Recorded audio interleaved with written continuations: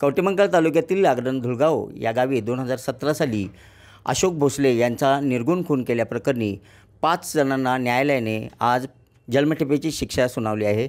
या प्रकरणी ज्यांनी खटला चालवला ते ॲडव्होकेट प्रमोद भोकरे आपल्यासोबत आहेत।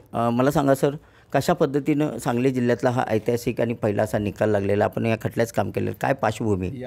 यामध्ये महत्त्वाचं म्हणजे जे यल्लमादेवीची यात्रा आगरण धुळगाव या गावी असते, त्या आगरण धुळगाव गावीमध्ये चौगुले म्हणजे जी मुलं आहेत त्यांनी दंगा वेळोवेळी केला होता म्हणून त्याचा जाब विचारण्यासाठी मयत अशोक भोसले, त्यांचे बंधू, त्यांचे वडील यांनी पंच कमिटीकडे तक्रार केली होती आणि या चौगुले लोकांची तिथं दहशत होती आणि त्यांनी आपल्या परत दहशत ही वाढावी या उद्देशानं जो हा वास्तविकता कारण एवढं गंभीर नसताना त्यांनी दहशत निर्माण करण्याच्या दृष्टीनं या मयत अशोक भोसले यावर वार केले आणि त्याचा खून केला।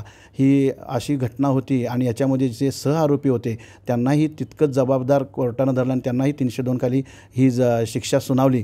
ही समाजाच्या दृष्टीनं आणि समाजातील जे म्हणजे गुन्हेगारी प्रवृत्तीला बळी पडतात अशा मुलांना, अशा लोकांना आदर्श म्हणजे भीती वाटणारी अशी ही घटना आहे आणि ही जी शिक्षा दिली आहे त्यामुळं समाजामध्ये चांगला संदेश जाईल आणि गुन्हेगारी प्रवृत्ती कमी होईल, या दृष्टीनं हे ऐतिहासिक म्हणायला हरकत नाही। या घटनेची खुनाची पार्श्वभूमी काय सांगाल?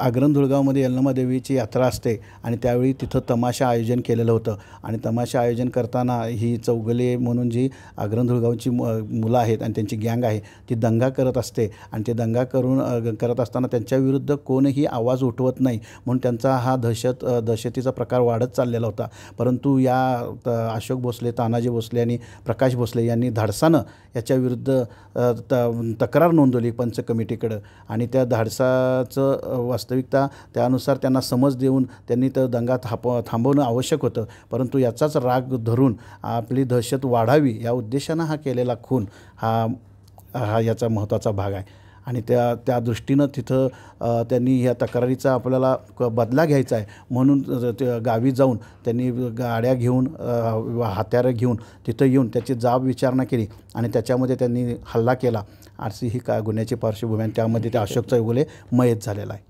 आजच्या तरुण पिढीला तुम्ही काय सल्ला द्याल? अनेक गुन्हेगारी टोळ्यासुद्धा या जिल्ह्यामध्ये निर्माण होत आहेत, अनेक युवक याच्यात सहभागी होत आहेत। आता या ऐतिहासिक निकालामुळे जे सहभागी म्हणजे साथ देणाऱ्यांनासुद्धा जन्मठेपेची शिक्षा होऊ शकते, त्या पार्श्वभूमीवर तुम्ही काय सांगाल?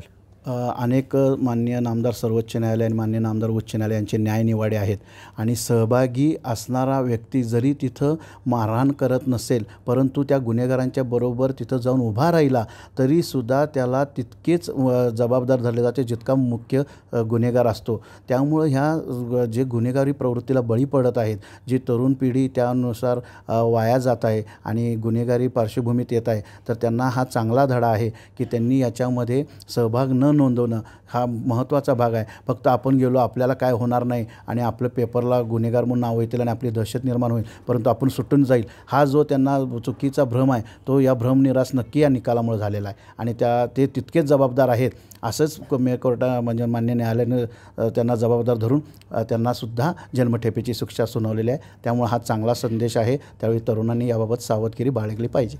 नक्कीच आपण पाहू शकता आजच्या युवा पिढीने सावधगिरी बाळगली पाहिजे असा मोलाचा सल्ला ॲडव्होकेट प्रमोद भोकरे यांनी दिलेला आहे। कॅमेरामन सुजितसोबत मी शंकर देवकुळे, TV9 मराठी, सांगली।